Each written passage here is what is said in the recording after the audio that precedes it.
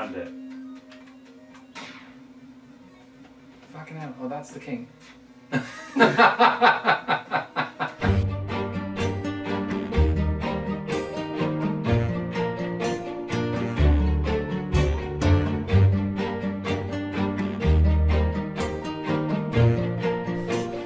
Okay, so this is going to be a tricky one. Let's talk about Kompendium, which has got, I can't remember how many games now, it's quite a few.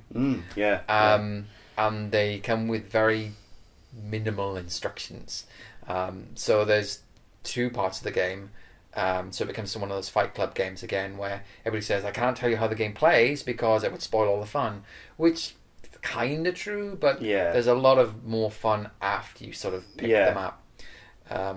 So let's see, what would you say your favourite of the games was? I actually did enjoy the monk strategy one because that just the look of it and the strangeness of growing these trees and sort of seeds flying through the air and eggs and dogs and statues. Game. Or was it Ora El Labor? I think it was called El Labor. Yeah. The first time we played it, we were like, "What in God's name is going on?" Christ, I don't know. What am I doing? I don't know. Laying creates eggs. Drinking upgrades present units. Farming create crops. Praying. Praying? Question mark. Like as you were just saying, there's two parts to this game. There's the enjoyment of discovering. Shit. Jesus Christ. What's going on? I have no idea. There's obviously a lot of confusion with that, but there's that enjoyment of trying to piece together all this different feedback, because there is a lot of stuff going off on screen, and then obviously there's knowing what things do and then trying to use that against the other player. So yeah, the monk strategy one was quite fun. And what was your favourite? I can't help being attracted to Chang Chang. What the fuck? This is basically chess, right? Oh god. But I think that really highlights what is the interesting mix of a lot of these games, is that they're not... It throws in random elements to screw you up, like even the Labora one. It was random in the sense that there were different... The layout of the board was different every time. The Chang Chang was like, you don't know which piece it's going to give you to move. No. They all behave in a very rigid way. You know exactly how they work and you can turn them around and things like that. But... You get, this piece now, please move this piece. And then you had to, Jesus Christ, come on, I want to get it as far as I can. And it's not responding. It seems very just falls short. Syrupy keystrokes. It's just this random element to all of these games, which means they seem to be very kind of like, there's this skill, but you really have to be reacting. You can't just play this. And your March Eternals one, where all these guys are walking across the screen again. You don't know what you're going to get. You've got two battle fronts. Each player has sort of marching soldiers, and there's like mechs, and then there's Titan type big things walking across. Yeah, I don't even know if I want to try and describe it, because I have a feeling that we'll describe it and then we'll go afterwards. That wasn't quite. It was like a Colossus, not a Titan. I think they were called Colossus, the big things, but there's also the flowers, right? You had to pick up, harvest, which were randomly placed as well. Yeah, and you didn't really control any of the units. You just controlled these beams, these support beams as they were called, and you could place a support beam and then you could move your own. So you could only ever have two beams at once. And these support beams, we didn't quite work it out, but we got the impression that the support beams protected the units that they were hovering over. So. And I think it actually slowed them down, because that caused them to bunch up, so you get like a front line sort of thing. Which is brilliant, actually, in a way, because it's kind of like when you move, it's like, go, my pretty horde. Yeah. So, I mean, bearing in mind we've just explained that, but trying to piece that together while we were playing it was very tricky. Like, when I first started playing it, I didn't know how the hell you were getting so many ion cannon laser strike things. Yeah. And that was really ruining my day. But towards the end, I think the last game we played where we both sort of understood the rules, it was like 3-point difference out of 100. Oh, I was so close. Yeah, it was. And it was really good. It was really good. I enjoyed that a lot. What were some of the other games? Well, I think we weren't too happy with the block ones. There was the two one, I think it was Zeta Forge, and another one where you'd have these giant... You shoot shots at each other, and you hold it down on something to make a big shot or a small. Yeah, so you'd hold the button down and make the projectiles bigger, and the bigger projectiles would negate smaller projectiles from the other. It felt kind of random. I didn't feel like I was actually. You're the random element for me. I don't know what I'm fighting against. I wasn't reacting. I was just doing stuff and hoping it made it through. What I was doing was I was putting big ones up at the front and firing off lots of little ones behind it. So that would negate any of your... I did try some of that too. Yeah. I tried that too.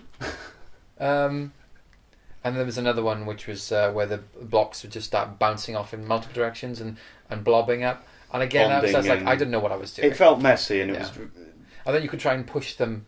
And it was a very similar kind of game, but I think both of those we felt like they were just too random. Yeah.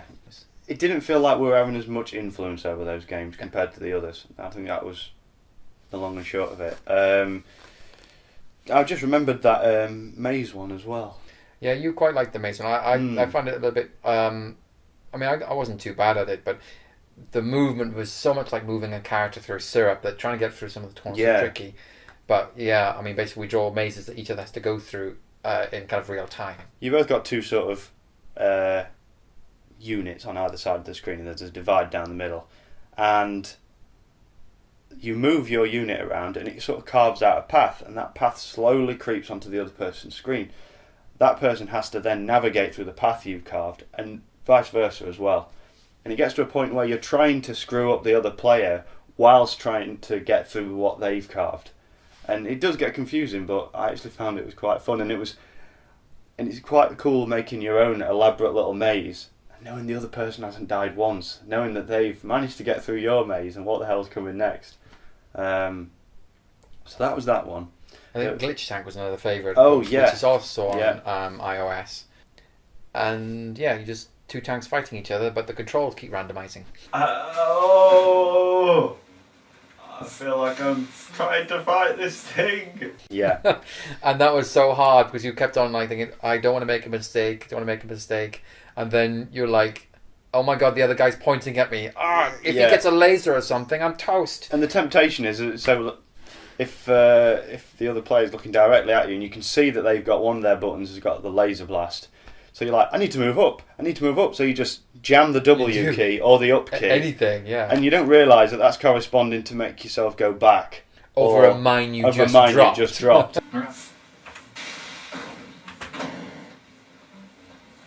I blew myself up. We shouldn't forget there's actually a hidden game in there, which only turned up in the shuffle mode. I saw it once when I was looking for levels. Yeah, in the level select, but it never turned up again. Name. It's just all garbled. We only saw it. We saw it a few times and never worked out how that actually played. It was bizarre. It was just kind of drawing thing in seeds or something. Big waves sort of taking over the screen, and the borders kept on expanding. I didn't enjoy it, but you didn't work out how that worked at all. No. It was just like, I'm just moving around. Okay, moving around some more. And then you get this random score at the end. You'd be like, okay, good for me, yay me. Yay. Then there was the other one with the two... we loved that one. So Exuberant Struggle, that one was called. So you just have to grab the bits from the middle, which are like... gravitational pull up your pickups, resources, and then along the side you could see what... things you could make, basically. Tools and equipment you could... Lasers, nukes, turrets and stuff. Shields. And that was a lot of fun, and you were just like the angel of death with a bloody laser. Oh! Yeah. Get a laser, turn it on, whoosh! Move up, let it off. Get some velocity, just go up the screen and just wipe thing out. And you at one point you had loads of shields up, and I was just like, and turrets. And I was putting turrets behind the shields. Yeah. So it was great when I got the nuke and just wiped them all out. So let's get back to zero. Right, Greg. Let's make this an even playing field again, okay? It was great. So yeah, all in all, I thought Kompendium was really impressive. Yeah, I think Kompendium, we could have just played that for a lot. We just couldn't put that down. Yeah. I mean, we kept on playing.